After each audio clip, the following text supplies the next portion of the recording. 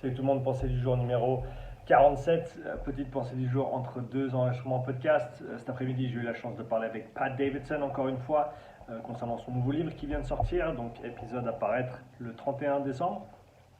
Et ensuite, ce soir, je parle avec Abby Brown et Ben Lorngen, qui sont, Abby est la capitaine de l'équipe d'Angleterre de rugby à 7 féminine, et Ben est le préparateur physique pour cette même équipe.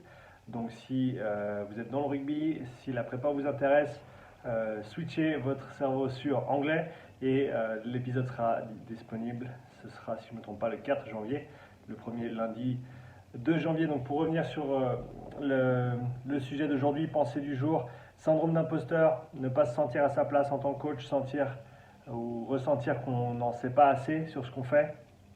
Je pense que c'est un sentiment qui est absolument normal et naturel pour ceux qui sont dans une démarche d'apprentissage constante, de savoir qu'on travaille avec le corps humain, avec l'humain, qui est un système de systèmes infiniment complexe, dont on n'est pas prêt de comprendre même une petite partie. On pense maîtriser certains aspects, et c'est vrai qu'on arrive à faire certaines choses assez bien. Si on parle d'adaptation, si on parle de certaines charges d'entraînement, de volume, on connaît ces choses-là maintenant, mais il y a encore énormément d'éléments qui sont flous, même pour les plus grands spécialistes. Je veux dire, le plus simple, c'est de demander à un spécialiste du cerveau à quel point on comprend le fonctionnement du système nerveux humain. Il vous dira très très rapidement qu'on n'en sait pas grand-chose au final. Donc je pense que c'est quelque chose qu'on retrouve dans la plupart, ou chez la plupart des gens qui sont très très bien éduqués dans leur discipline. C'est que plus on avance, plus on se rend compte qu'on sait très peu de choses, parce qu'au début on est très simplement ignorant des choses qu'on ne sait pas, et donc on a l'impression d'en savoir assez ou de tout savoir. Donc je pense que c'est une réflexion, une pensée, un ressenti qui est normal pour un coach, de penser qu'on n'en sait pas assez. Et ça doit simplement nous pousser à continuer à chercher, continuer à s'éduquer, continuer à apprendre, avoir un esprit ouvert. C'est facile de dire moi j'ai un esprit ouvert, mais ça c'est bien et ça c'est pas bien. Je pense qu'il y a plein de sujets différents qu'on est amené à envisager, et il faut le faire avec vraiment un esprit d'ouverture, voir si c'est une pièce du puzzle qui peut avoir du sens dans notre perspective générale, d'une façon ou d'une autre. Peut-être que c'est simplement une pièce, si on prend l'analogie du puzzle, peut-être qu'on a construit toute la partie gauche du puzzle, et que tout d'un coup on est confronté à une pièce qui ne se rattache à rien de ce qu'on connaît. Mais il manque peut-être deux trois pièces entre ce qu'on a déjà construit et cette pièce qu'on vient de découvrir. Et donc pour faire le lien, il faut d'abord qu'on trouve ces autres pièces de puzzle afin de pouvoir compléter les trous et finalement pouvoir placer cette pièce suivante. Donc je pense que voilà, même les sujets qu'on ne comprend pas, il ne faut pas nécessairement les mettre de côté comme étant des choses qui ne sont pas utiles ou pas importantes. Il faut simplement les garder dans notre petite boîte de pièces de puzzle qui ne vont nulle part pour l'instant. Et il faut continuer à construire. Il faut continuer à essayer de mettre les pièces ensemble. Si maintenant on prend l'idée du syndrome d'imposteur quand quand on travaille avec un athlète ou avec un client, je pense que le fait de dire je ne sais pas, c'est très important. C'est une des phrases les plus importantes à mon avis. Et il faut devenir confortable avec le fait de prononcer ces mots-là. C'est presque un peu comme Voldemort, c'est les mots interdits. Mais il faut simplement continuer avec je ne sais pas, mais je vais chercher.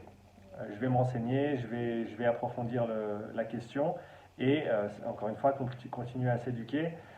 De même avec un programme d'entraînement dont on n'est pas exactement sûr, je pense que là il faut se rabattre sur une approche un petit peu plus scientifique. Donc on établit une hypothèse, on utilise une certaine méthode pour tester cette hypothèse, et ensuite on reteste pour voir si effectivement ou pas on a pu voir les changements qu'on voulait. Donc déterminer des objectifs précis, quantifiables, quantifier ces objectifs, que ce soit sur un squat, que ce soit sur une perte de poids, que ce soit sur un temps au sprint.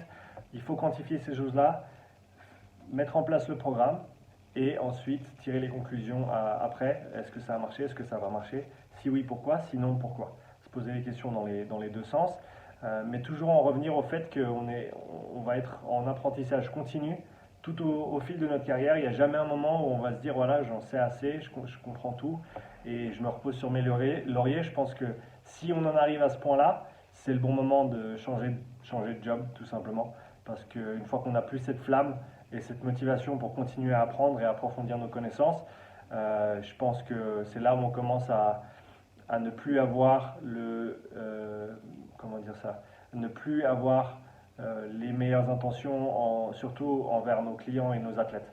Nos athlètes et nos clients, ils ont besoin qu'on continue à se former, qu'on puisse leur offrir le meilleur service possible dans leur discipline et par rapport à leurs besoins respectifs, bien sûr. Mais c'est important de continuer à faire ça. Et le jour où on arrête d'apprendre, c'est le jour où il faut passer à autre chose. Donc voilà, le petit mot de la fin.